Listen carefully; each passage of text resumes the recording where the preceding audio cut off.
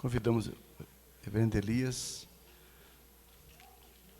amado irmão, servo do Senhor, nosso missionário. Deus abençoe, amados.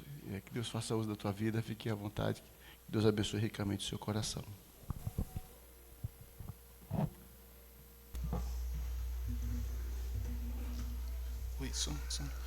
Muito boa noite a todos. Queridos irmãos, queridas irmãs, que alegria poder estar aqui com vocês nessa noite. Estou aqui fazendo um esforço, segurando no coração aqui, está batendo forte. É sempre um amor, uma bênção muito grande para mim, para a Giovana, vir a essa igreja que nos ama, que nos acompanha, que ora por nós, que nos abençoa. Que bênção isso. Eu queria destacar uma coisa que aconteceu esse ano, que foi o trabalho que as crianças realizaram, o departamento infantil, e eles falaram ali do nosso projeto, da nossa vida, foi falado, ensinado sobre a Índia, e as crianças fizeram cartinhas para nós, desenhos, e quando a gente recebeu isso, foi uma alegria muito grande. Então eu queria deixar aqui a nossa gratidão, não é? A todos vocês, a toda a igreja, ao pastor, ao conselho, muito obrigado. E estamos muito felizes também porque é a terceira vez, terceira conferência missionária seguido que a gente vem, né? Então fico muito grato por isso e louvamos ao Senhor. Nós preparamos aqui uma palavra, uma palestra de acordo com aquilo que o Senhor nos concedeu, de acordo com o que foi passado para a gente. O pastor, quando me fez o convite, também me deu um tema. Ele me deu um tema. E vocês podem ver aqui no telão, 12ª Conferência Missionária, o tema é Além das Fronteiras. O tema dessa nossa conferência é Além das Fronteiras. E o texto que eu quero convidar você para abrir agora comigo a Bíblia é 2 Coríntios capítulo 10. 2 Coríntios capítulo 10.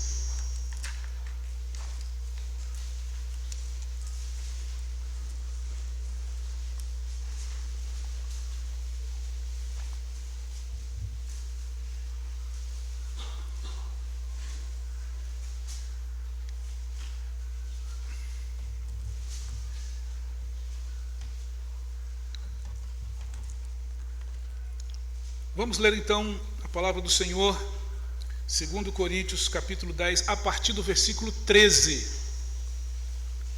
que diz: Nós, porém, não nos gloriaremos sem medida, mas respeitamos o limite da esfera de ação que Deus nos demarcou e que se estende até vós, porque não ultrapassamos os nossos limites, como se não devêssemos chegar até vós, posto que já chegamos até vós com o Evangelho de Cristo, não nos gloriando fora da medida nos trabalhos alheios, e tendo esperança de que, crescendo a vossa fé, seremos sobremaneira engrandecido entre vós, dentro da nossa esfera de ação, a fim de anunciar o Evangelho para além das vossas fronteiras, sem com isto nos gloriarmos de coisas já realizadas em campo alheio. Aquele, porém, que se gloria, glorie-se no Senhor, porque não é aprovado quem a si mesmo se louva, e sim aquele a quem o Senhor louva.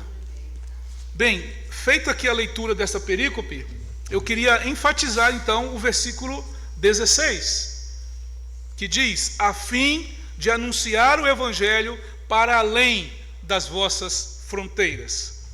Então nós vamos pensar sobre isso, além das vossas fronteiras. Esse como vocês podem ver também, é o tema da nossa missão, a APMT, para este ano de 2024, além das vossas fronteiras. E pensando nisso, orando ao Senhor, o Senhor nos deu uma mensagem intitulada Requisitos para o missionário ir além das fronteiras. Aqui no texto está a ordem para ir além das fronteiras. Mas existem alguns requisitos que o missionário precisa atender, cumprir, para que ele possa ir além das suas fronteiras. Eu queria introduzir essa mensagem contando para vocês uma história verídica de um missionário holandês, que lá pelos idos de 1957, lembre-se que nessa época o comunismo reinava na Europa, principalmente, socialismo, havia a então União das Repúblicas Socialistas Soviéticas, e esse missionário recebeu de Deus uma missão, e eu diria que é quase uma missão suicida, porque ele teria que levar para um daqueles países, naquele então chamava Iugoslávia, ele teria que levar para ali folhetos evangelísticos, bíblias na língua local e porções da Bíblia. Então ele recebeu essa comissão de Deus, se preparou ali o seu automóvel, colocou todo esse equipamento e foi para a fronteira. E ele conta na sua biografia que parou um pouco antes da fronteira e ele fez uma oração. E eu vou ler para vocês as palavras desse missionário, ali, próximo à fronteira de um daqueles países socialistas. Ele então disse assim: Senhor, na minha bagagem há escrituras que desejo levar para os teus filhos, que estão do outro lado desta fronteira. Quando estivestes na terra, Senhor, fizeste os olhos dos cegos ver. Agora eu te peço, faze com que os olhos destes que veem fiquem cegos. Não deixes os guardas verem as coisas que tu não queres que eles vejam. E eu estou falando, meus irmãos, do irmão André, conhecido como contrabandista de Deus, e que foi o fundador de uma missão chamada Portas Abertas. E nesse livro, Contrabandista de Deus, ele narra esta, que foi uma das primeiras, e muitas outras experiências, levando Bíblias para a igreja perseguida. O irmão André, ele inclusive esteve no Brasil, faleceu recentemente, em 2022, e deixou um legado para todos nós, não apenas uma agência, não apenas um livro, na verdade ele escreveu outros livros também, mas deixou para nós o exemplo de vida de um homem que na sua simplicidade recebe uma ordem de ir além das fronteiras, e ele cumpre aquela ordem, e o que acontece? Um milagre extraordinário. Ele conta aí nesse livro detalhadamente que os guardas revistaram o seu carro, viraram do lado do avesso, mexeram em tudo, nas malas, tiraram, desmontou coisas, e eles não viram as Bíblias. Louvado seja o nome do Senhor.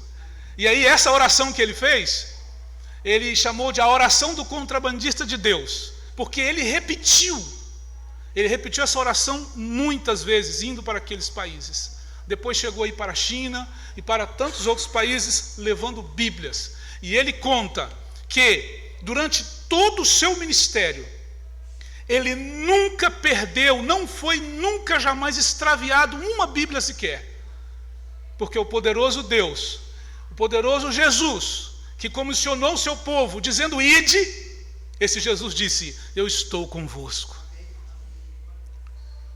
No texto lido aqui em 2 Coríntios, nós também encontramos um missionário que estava desejando cruzar as fronteiras para levar o evangelho até os rincões do mundo antigo de então.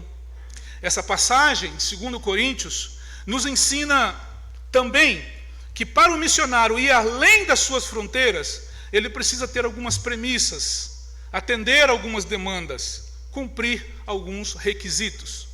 Quais seriam estes requisitos? Isso é o que veremos ao longo do sermão.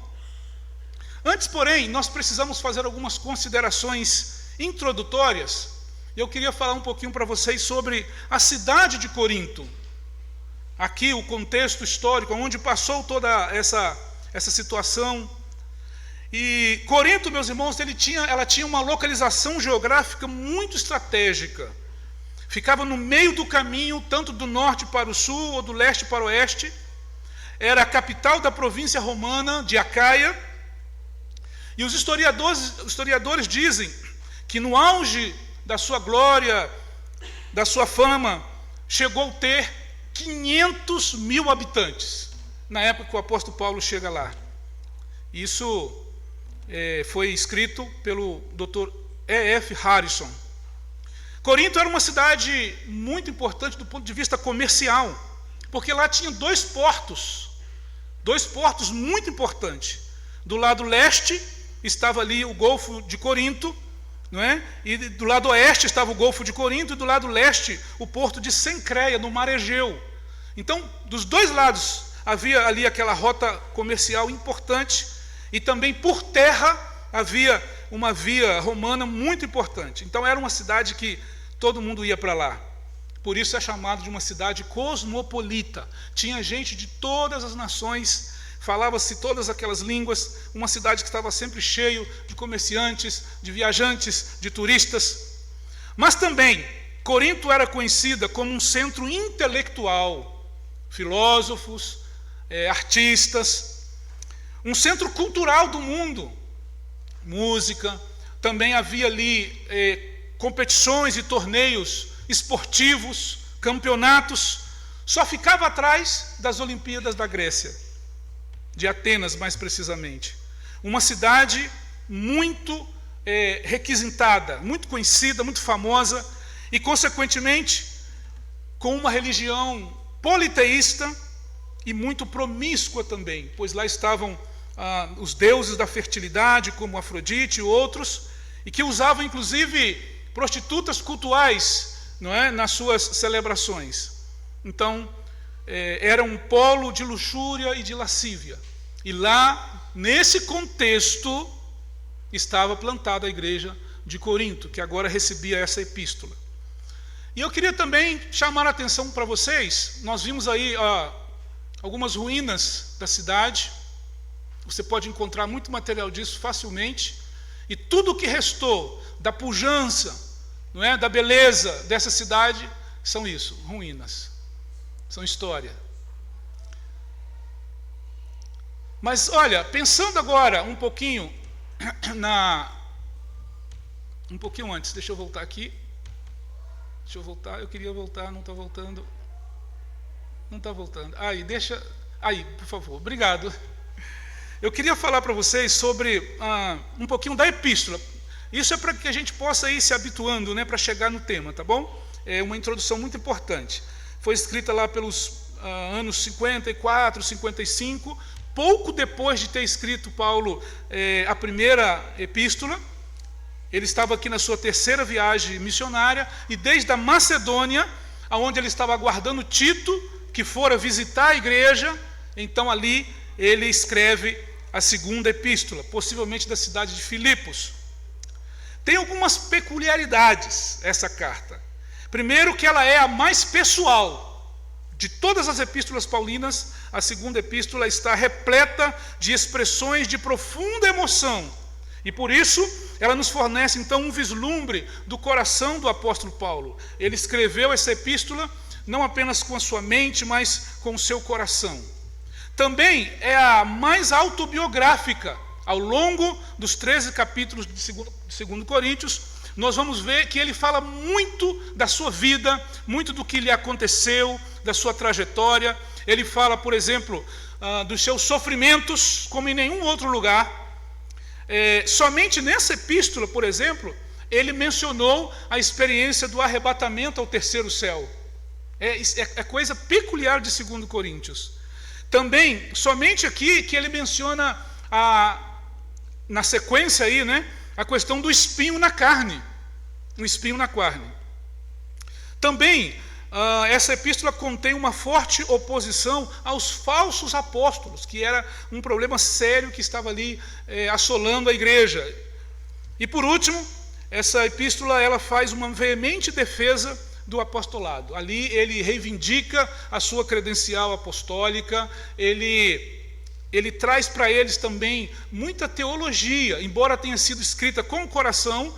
Nessa epístola nós encontramos um grande conteúdo teológico, né? Nós temos ali, por exemplo, a doutrina da nova aliança, nós temos ali a doutrina da reconciliação, a doutrina da vocação e do apostolado, cristologia, escatologia. É uma epístola realmente muito linda. E como propósito que tinha no coração de Paulo era promover ali o consolo e o encorajamento daquela igreja. Paulo queria, como propósito, tratar da questão daquele irmão faltoso, um assunto que ele trata na primeira epístola também, e ele queria resolver aquilo de uma vez. Então ele escreve essa carta, também com o intuito de combater as heresias dos judaizantes, que estavam perseguindo e assolando a igreja.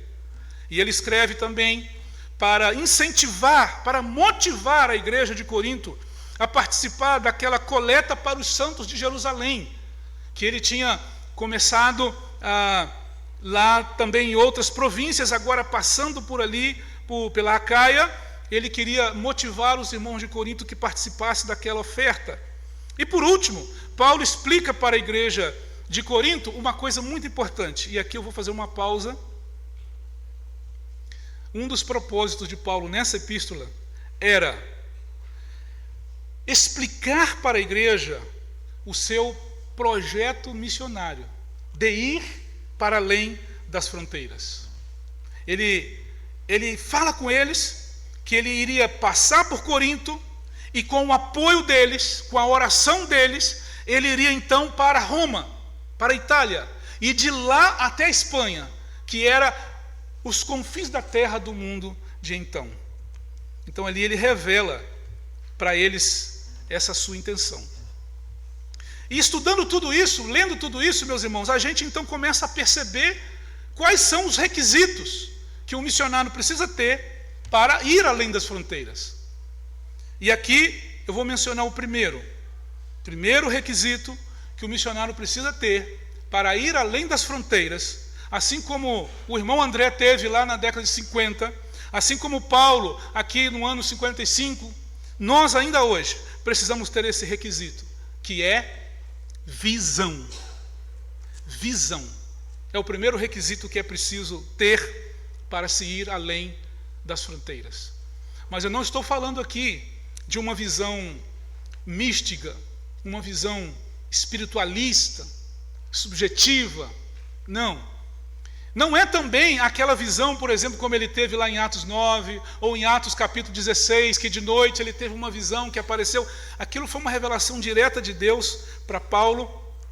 Eu estou falando aqui de visão, no sentido de olhar para frente, olhar para o futuro, ver as oportunidades, ver as necessidades, contemplar as demandas, e com esse olhar no futuro, olhar também para o contexto presente. Paulo era um homem de visão. Ele tinha esse tipo de visão.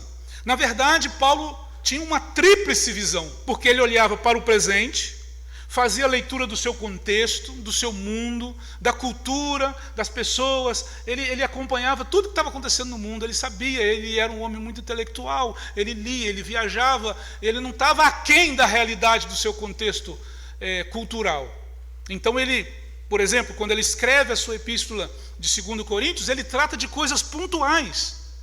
E esse é um princípio que acompanha todas as epístolas. Elas são escritas por questões específicas, problemas, situações que estavam acontecendo lá. Então, ele não estava indiferente à realidade da igreja. Ele estava olhando num olhar local, no seu contexto, no seu presente.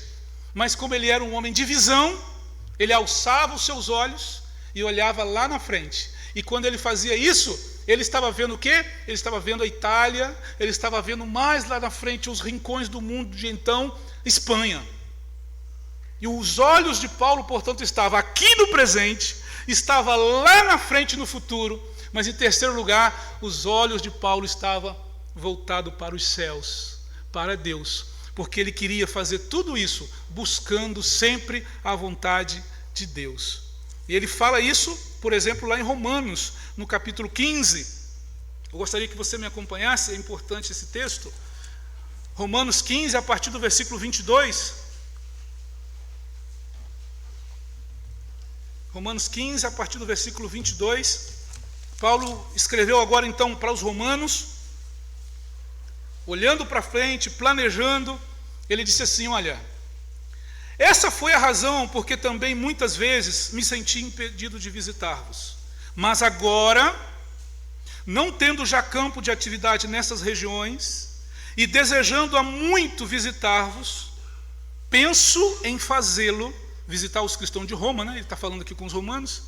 Penso em fazê-lo quando? Em viagem para onde, meus irmãos? Para a Espanha, pois espero que de passagem estarei convosco e que de lá ou para lá por vós seja encaminhado. Ou seja, vou para Roma, estarei com vocês e daí, com o apoio de vocês, chegarei a Roma, chegarei à Espanha. Veja, por exemplo, o versículo de número 28, verso 28. Tendo, pois, concluído isto, e havendo-lhes consignado este fruto, passando por vós, irei à Espanha. E bem sei que, ao visitar-vos, irei na plenitude da bênção de Cristo. Que coisa maravilhosa! Que homem de visão! Que visão realista! Que visão que não era utópica, mas que era real. E que ele sempre estava, meus irmãos, em oração.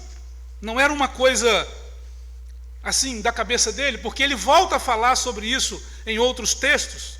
Então, era um homem de visão, mas ele tinha sempre os olhos voltados para o seu contexto local, no presente, assim como para o futuro e, sobretudo, seus olhos voltados para Deus, para a vontade soberana de Deus.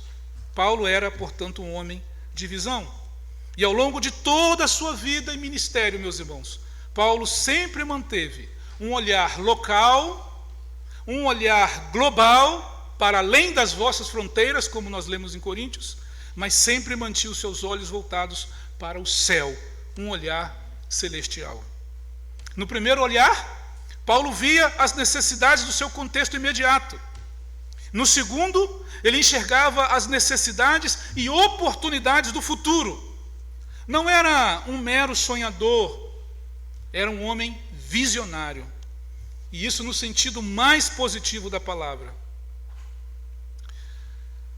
A visão que Paulo tinha, meus irmãos, era uma visão que ia para o além, não é? Para o aquém, para aqui e agora, mas também para frente. No seu olhar para frente, para além das fronteiras de Corinto, Paulo olhava lá para os lados do ocidente, e de acordo com essa leitura que fizemos em Romanos 15, ele desejava chegar até lá, passando pela Espanha, chegarei até, passando pela Itália, né? Ele ia chegar lá na Espanha. E ele tinha então isso no coração, e ele orava por isso, sempre, e ele pedia oração por isso. Ele queria fazer disso, meus irmãos, algo como um princípio de vida, como algo que regesse o seu ministério, mas sempre respeitando o limite da esfera de ação que o próprio Deus lhe havia demarcado, como ele diz aqui no texto que nós lemos. Ele era um homem visionário, literalmente um homem com visão para além das fronteiras. Certamente Paulo guardava no seu coração as palavras do Senhor Jesus, que foi lida aqui hoje, eu louvo a Deus por isso, o Espírito Santo confirmando aqui, o nosso querido reverendo leu, né, o texto de João, e ali o Senhor Jesus disse: erguei os vossos olhos e vede os campos, pois já branquejam para a ceifa. E era exatamente isso que ele estava fazendo. Entretanto, agir assim não era uma tarefa simples. Quando Paulo escreveu aos irmãos em Roma, dizendo-lhes que ele se esforçava para pregar o Evangelho onde Cristo já havia sido anunciado, a fim de não edificar sobre fundamento alheio. Então, meus irmãos, aqui nós aprendemos uma coisa linda, uma visão maravilhosa do reino de Deus. Quanto ensinamento para nós hoje em dia. Pelo menos 3 lições nós podemos retirar daqui. Primeira, fazer sempre a leitura correta do contexto. O crente, o pastor, o obreiro, o missionário, ele precisa estar com os olhos no seu local imediato onde ele se encontra, fazer a leitura, ver as necessidades, ver as pessoas, ouvi-las, caminhar com elas, trabalhar com elas. Ou seja, fazer a leitura do seu contexto imediato. Mas também precisa ter sempre uma perspectiva saudável de um plano que seja exequível, executável do futuro. E precisa sempre ter dependência total de Deus. Por isso que ele disse aqui em Romanos 15, pela vontade de Deus. Não era apenas uma questão de planificar, de fazer cálculos, de estudar as rotas, não. Sobretudo, era uma questão de cumprir a vontade de Deus. Nós precisamos assimilar isso, irmãos. Nós precisamos aplicar isso também em nossos corações e em nossas vidas. Porque nós vivemos numa sociedade que é altamente competitiva, não é mesmo? Vivemos numa geração que está forjada para se impor, para vencer a qualquer custo. Vivemos em um mundo que está regido por valores invertidos, onde ter e fazer se sobrepõem ao ser. Vou repetir, uma sociedade onde os valores estão invertidos, onde o ter e o fazer se sobrepõem ao ser. E além de se fazer ou de se ter alguma coisa, ainda há uma necessidade imperiosa nessa geração contemporânea de postar tudo nas redes sociais. Postar tudo nas redes sociais. Meus irmãos, nós precisamos de ter um olhar como o de Paulo. Nós precisamos ter uma visão como a de Paulo. Olhar para o nosso contexto, mas também olhar para o que nos espera lá na frente. É uma visão no presente e uma visão no futuro. Paulo tinha esses 2 tipos de olhares. Ele olhava para o seu presente, para o que estava acontecendo na sua sociedade. Ele não estava alheio ao seu mundo, às suas realidades do comércio. Ele acompanhava tudo isso. Mas ele não ficava preso aí. Ele olhava também para frente, para o futuro. Não emocionalmente, assim como um sonhador. Não, ele olhava para frente, como fazendo as metas, traçando os planos, vendo qual era a melhor oportunidade para pregar o evangelho além das fronteiras. Mas, simultaneamente, Paulo erguia os seus olhos para o céu, buscando sempre a vontade de Deus. É uma visão no presente, uma visão no futuro e uma visão olhando para os céus. Louvado seja o nome do Senhor. Na história da missiologia, há um nome de alguém que foi um verdadeiro visionário. Um homem que foi à frente do seu tempo, que mantinha os seus olhos nas suas demandas locais, no seu contexto imediato, mas que também olhava para o futuro, para as gerações seguintes. Estou falando de Gilbertus Vútius. Não sei se você já ouviu, se você já leu algum material sobre ele. Ele é chamado de o pai da missiologia moderna ou reformada. Gilbertus Vútius, ele foi um homem usado por Deus tremendamente. Na época, por exemplo, aí está a fotinha dele, para quem não conhecia. Na época, por exemplo, dos sínodos de Dort, ele fez parte daquela comitiva dos que trabalharam. Era um homem que se dedicava muito ao estudo, um homem que se dedicava muito ao ensino, um grande pregador da palavra de Deus, conhecedor dos originais, mas era um homem acessível. Era intelectual, porém muito acessível. Falava com o povo, pregava para monarcas, autoridades daquela época, mas a biografia diz que você encontraria ele também numa rua, numa praça, ensinando para as crianças, ensinando para os pobres o catecismo. Então, esse homem, Gilbertus Vultius, foi um homem que marcou muito a história de missões. E a influência de Gilbertus Vultius não se prendeu ao seu tempo. Pelo contrário, ela traspassou o tempo e ela chegou até nós, através de um missionário que é conhecido de muitos de vocês. Estou falando do reverendo Dr. Francisco, conhecido como o reverendo Chiquinho, de alguns mais íntimos. E ele, que saiu do seu país para vir para os campos de missões, e que foi muito influenciado pela teologia, pela missiologia de Gilbertus Vultius, aprendeu muito com ele e ensinava aos seus alunos. Ele está vivo ainda, até hoje. E um dos alunos que ele ensinou, teve o privilégio de estudar com ele, foi o reverendo Ronaldo Lidório, que vocês conhecem. Eu acredito que a maioria de vocês conhece, o reverendo Ronaldo Lidório. E foi uma influência que vai passando de geração para geração. E nós tivemos a oportunidade de ler o livro Teologia, Piedade e Missão. Recomendo para vocês efusivamente este material. E tivemos a oportunidade também de estudar com o reverendo Ronaldo Lidório ali no CFM, na nossa preparação. E claro, também fomos impactados e influenciados. Aí está a prova, para que ninguém duvide, de que lá na Igreja Unida fizemos um módulo com o Ronaldo Lidório. Quem nos apresentou a história e a vida de Gilbertus Vultius, fomos impactados por ele. E vai passando, de tempo em tempo, de pessoa em pessoa. Meus irmãos, e essa história ela é muito interessante porque nós vemos como Deus, em cada geração, em cada tempo, o Senhor usa pessoas em diferentes países, diferentes continentes, com diferente formação, com diferentes dons, mas debaixo da orientação, da direção de Deus.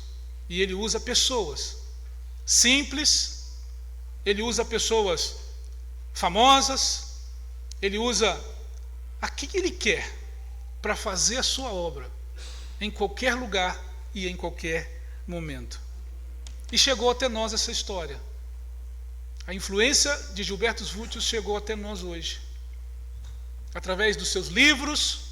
É bem verdade que a maioria do conteúdo dele está em latim, mas tem sido traduzido muita coisa. O próprio reverendo Ronaldo Lidório diz que começou a estudar latim para ter acesso aos originais de Vultius, e ele, durante 10 anos, pesquisou e estudou a vida, a biografia, leu tudo o que ele podia de Gilbertus Vultius. Então escreveu nesse livro, ele recomenda e ele conta muita coisa linda, interessante, e assim vai passando de geração em geração. Queridos irmãos, que coisa maravilhosa! Como o Espírito de Deus usa pessoas ao longo do tempo, ao longo da história, como o próprio Deus se encarrega, meus irmãos, de colocar essa visão naqueles a quem Ele escolheu, a quem Ele chamou para cumprir o seu propósito. E a minha oração é para que Deus nos dê visão, irmãos, para que Deus nos dê um olhar santo e que a gente possa ver tanto as necessidades locais, aquilo que está à nossa volta, as oportunidades, os desafios do presente, mas também ter olhos no futuro, não de uma forma utópica, mas de uma forma realista, fazendo planos, orando como Paulo fazia, e que no momento certo aquilo sucede. Então é um olhar no aqui, no aquém, um olhar ao mesmo tempo para frente e um olhar para o céu, para que Deus nos dirija em tudo isso. Quando nós estudamos a história de missões, nós vemos tantos homens e mulheres, como, por exemplo, Gilberto Vútios. Muito pouco conhecido no Brasil, muito pouco material em português, mas um homem que fez história, que foi muito usado por Deus, inclusive lá no Sínodo de Dort. E chegou até nós. Que Deus continue falando aos nossos corações, que Deus continue nos dando visão, que você e eu sejamos cristãos de visão espiritual, para cumprir a vontade de Deus, para ir além das fronteiras. Mas em segundo lugar, eu queria falar para vocês também, o primeiro foi visão. São requisitos, são demandas que o missionário precisa ter, independente da sua idade, independente da sua formação, ele precisa de ter também, além de visão, em segundo lugar, ele precisa de ter uma compreensão. Compreensão, e por definição, a palavra compreender é a capacidade de entender e de assimilar algo. E de acordo com o capítulo 10 de Coríntios, quais foram as coisas que Paulo compreendeu acerca da igreja de Corinto? Primeiro, ele compreendeu que os problemas internos da igreja, questões de diferença entre os irmãos, julgamentos equivocados de alguns, que alguns faziam em relação a ele, problemas com heresias dos judaizantes, tudo isso precisava ser tratado à luz da Escritura, mas com mansidão e com benignidade de Cristo. Paulo compreendeu isso. Em segundo lugar, ele compreendeu também a realidade da batalha espiritual. Na vida de todo verdadeiro cristão, e principalmente na obra missionária, trabalhar na obra do Senhor é o mesmo que alistar-se para uma guerra. E Paulo fala sobre essa realidade da batalha espiritual. Eu queria recomendar também e citar aqui o livro do Dr. Joel Bick, que fala Lutando contra Satanás, e ele fala sobre essa realidade que o crente, que o missionário vive. E ali nós encontramos, a cita de Romanos, porque as armas da nossa milícia não são carnais, e sim poderosas em Deus para destruir fortalezas. Que Deus possa nos dar essa visão, meus irmãos, que nós possamos olhar, fazer a leitura correta do nosso contexto, olhar para aquilo que está à nossa volta, aquilo que está na nossa geração e, como Paulo, compreender a esfera da nossa ação, compreender os nossos limites, a nossa dependência de Deus. A compreensão é um requisito muito importante. Assim como foi também a visão, é preciso ter compreensão para que a gente não venha ultrapassar os nossos limites. Assim como Paulo, nós precisamos de ter essa visão, um olhar no presente, um olhar no futuro, mas sem tirar os olhos do Senhor no céu. Quando eu estava estudando esse tema, meus irmãos, pensando nisso, o Espírito Santo trouxe algo ao meu coração e eu queria partilhar com vocês nessa noite. Quando nós lemos aqui que o apóstolo Paulo, ele teve da parte de Deus essa compreensão, a esfera de ação. Quando ele fala sobre isso, ele está aqui se referindo a um acordo que foi feito lá em Jerusalém, entre os apóstolos, no qual Pedro, Tiago e João se concentraria o seu ministério, o seu foco na evangelização dos judeus, e que ele, Paulo, ele iria então focar o seu ministério nos gentios. Isso não quer dizer que ele não iria falar nunca para o seu povo. Sempre quando ele chegava em uma cidade, ele ia para uma sinagoga e buscava ali falar com os seus patrícios, mas o foco do seu ministério então seria, a partir de então, o povo gentil. E aí, ele teve essa clara compreensão. Note que é exatamente isso que Paulo está falando aqui para nós, ministrando aos gentios, levantando uma coleta a favor dos pobres de Jerusalém, o que prova claramente que ele compreendia a sua esfera de ação, e que ele não deveria ultrapassar os seus limites, ele se refere especificamente ao limite ministerial. Contudo, meus irmãos, esse tema nos faz pensar nos demais tipos de limite que existem, aos quais estamos expostos diariamente, e eu queria falar com vocês um pouco sobre isso. Aqui eu estou falando sobre limites físicos, sobre limites emocionais, limites espirituais, limites ministeriais e até mesmo limites intelectuais. Observe como, aqui na palavra, Paulo, ele tinha claro isso para não ultrapassar o limite da sua esfera de ação. Da sua esfera de ação.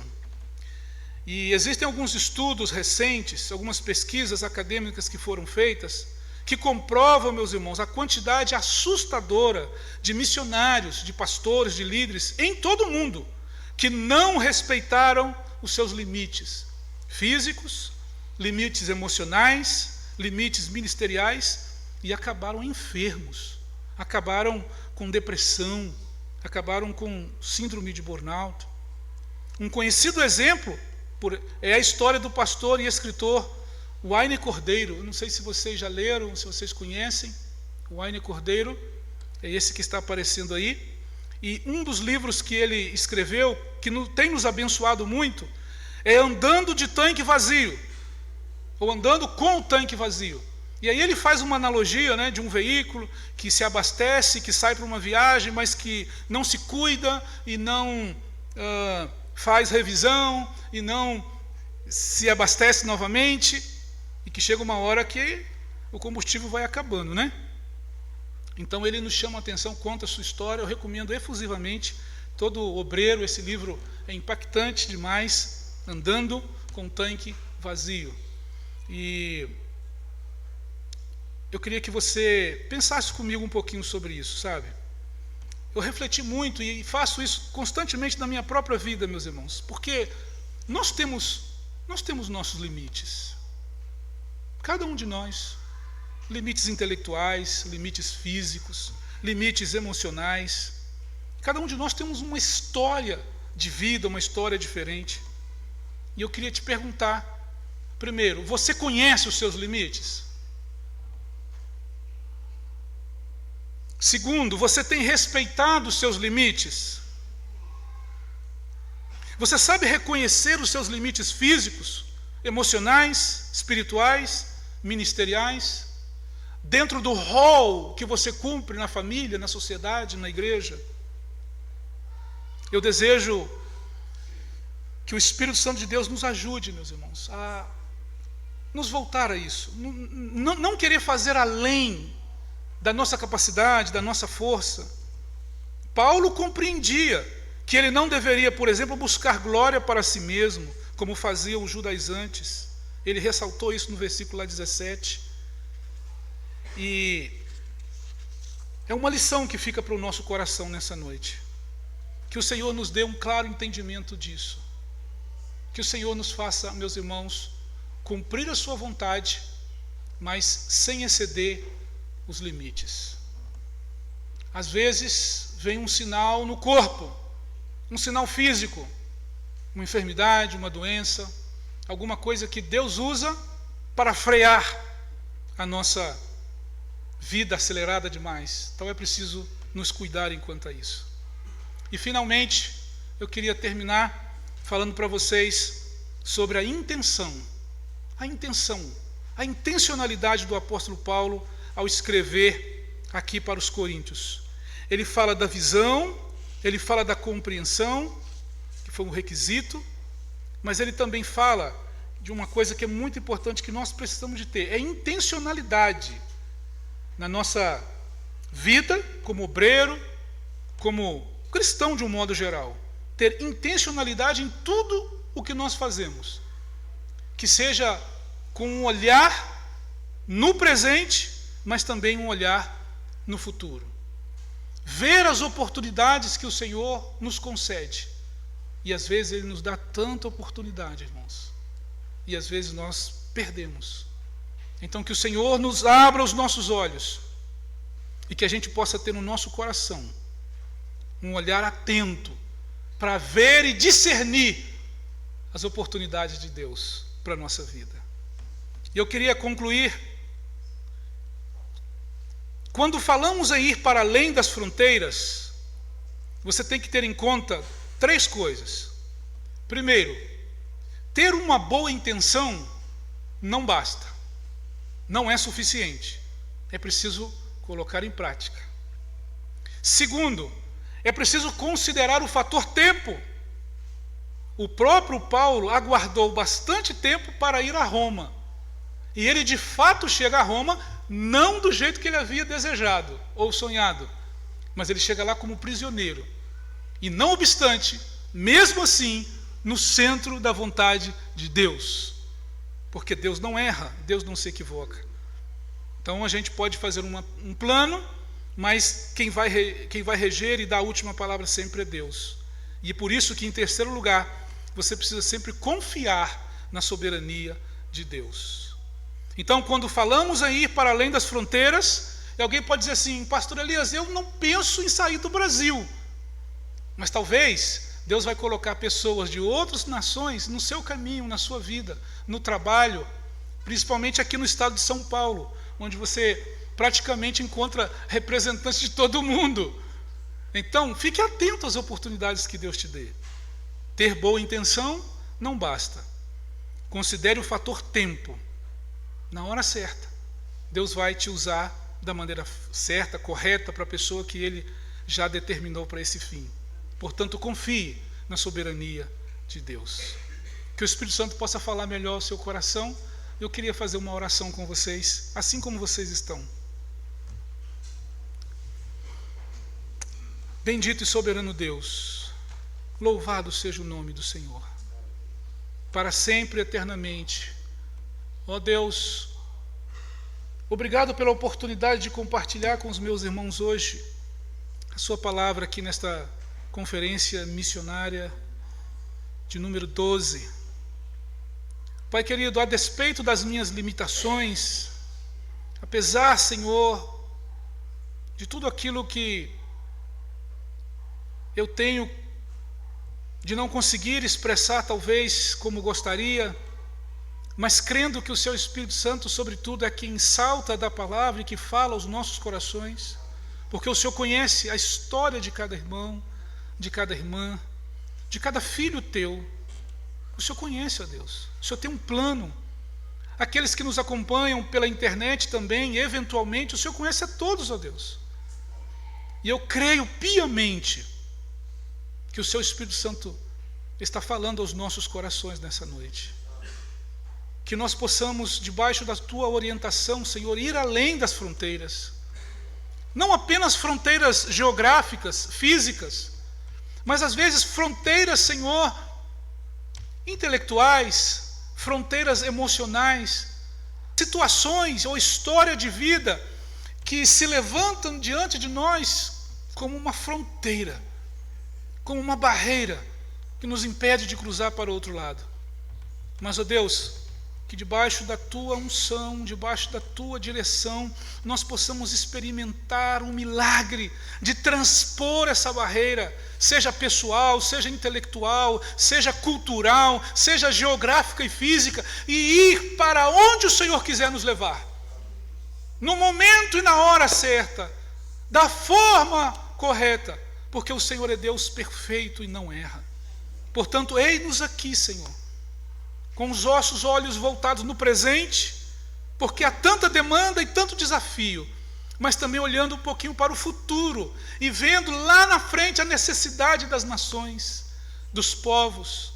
Senhor, e então levantar os nossos olhos para os céus e dizer: Deus, guia-nos. Obrigado porque o Senhor tem feito essa obra maravilhosa aqui nesta igreja, Senhor. O Senhor tem feito essa obra maravilhosa neste ministério, nesses irmãos e nessas irmãs que têm compreendido o Seu Evangelho e que, como Paulo, Senhor, tem se disposto a cruzar as fronteiras, até mesmo aquelas pessoais, intelectuais, mas sabendo que, estando no centro da Sua vontade, Senhor, não haverá impedimento algum. como o Senhor fez com o irmão André lá no passado. O Senhor é o mesmo hoje e por eternamente. Que o Senhor nos use, ó Deus, para cumprir a sua grande comissão e para, seja aqui em São Bernardo do Campo, seja no Brasil, ou seja para além das fronteiras, cumprirmos a grande comissão. Que assim seja, para a glória de Deus Pai, em o nome de Jesus. Amém. Amém. Muito obrigado, meus irmãos, que Deus os abençoe em Cristo Jesus. Amém.